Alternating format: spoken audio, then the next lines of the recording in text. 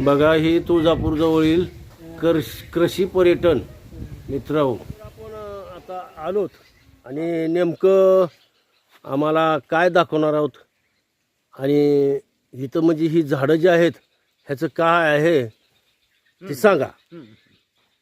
आपण सध्या मंगलश्रेष्ठी ॲग्रो टुरिझममध्ये आलेलो आहोत.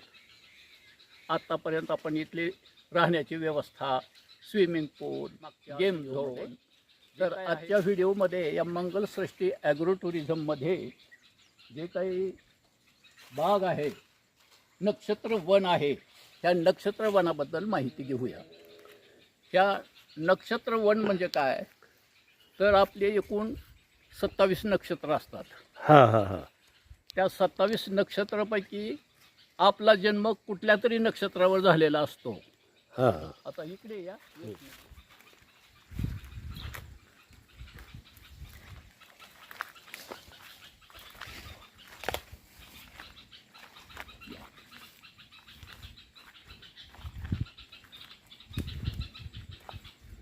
सत्तावीस नक्षत्रापैकी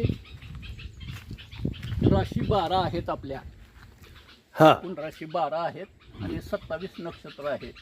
आता हे झाड पाहिलं तर इथं तुम्हाला नक्षत्र उत्तरा भाद्रपदा नक्षत्र आहे. या उत्तरा भाद्रपदावर समजा माझा जन्म झालेला असेल तर हे आवळा ही वनस्पती किंवा हे झाड हे माझ्यासाठी एकदम फिट आहे. योग्य आणि फिट असतं.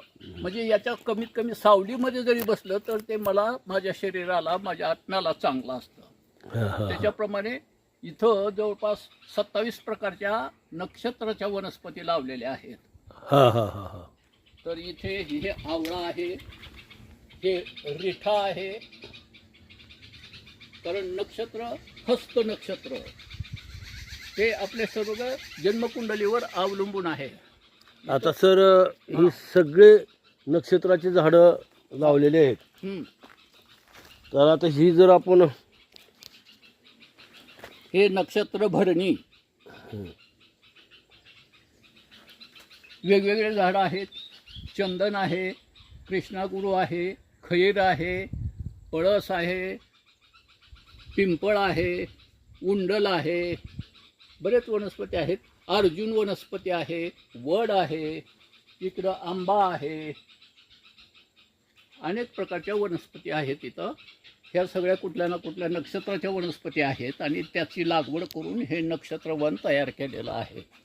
म्हणजे समजा माझे जे मला जी नक्षत्र असेल हां त्या झाडाखाली मी बसलो हां तर मला सकून मिळतं किंवा शांती मिळते, शांती मिळते. शांतता मिळते.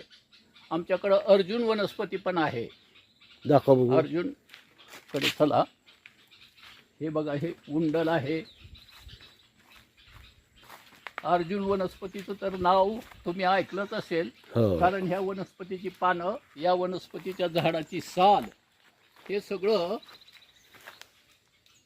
अत्यंत महत्त्वाचं आणि आयुर्वेदिक उपचारासाठी एकदम चांगलं आहे. बाजूला बकुळ आहे, इकडे बेल आहे, हे बकुळ, इथं बेल आहे. परत हे मोठे झाड दिसतं, हे पण अर्जुन आहे. हां हां हां. हां. तर ह्या अर्जुन वृक्षाची साल तुम्ही ऐकलं असेल की अर्जुन साल, अर्जुन साल हो हे हो. आयुर्वेदिक दृष्ट्या अत्यंत महत्त्वाचं आहे. हां हां. हे अर्जुन. इथं जवळपास 30-35 प्रकारच्या वनस्पती आहेत वेगवेगळ्या नक्षत्रावरच्या. वेगवेगळ्या नक्षत्रासाठी. आणि याच्या व्यतिरिक्त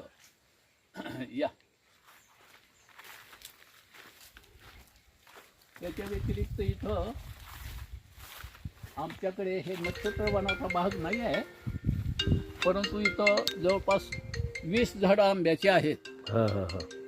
त्याच्या पलीकडे 20 झाडं पेरूची आहेत. त्याच्या पलीकडे 10 झाडं पेरू, नक्षत्र, मोसंबी, बोर इत्यादी आहेत. तर याच्यामध्ये हे वेगवेगळी लागवड करण्याचा हेतू हा की कुठल्याही सीझनमध्ये व्हिजिटर आले तर त्यांना कमीत कमी कुठलं तरी फळ खायला मिळावं, हा हा हा हा.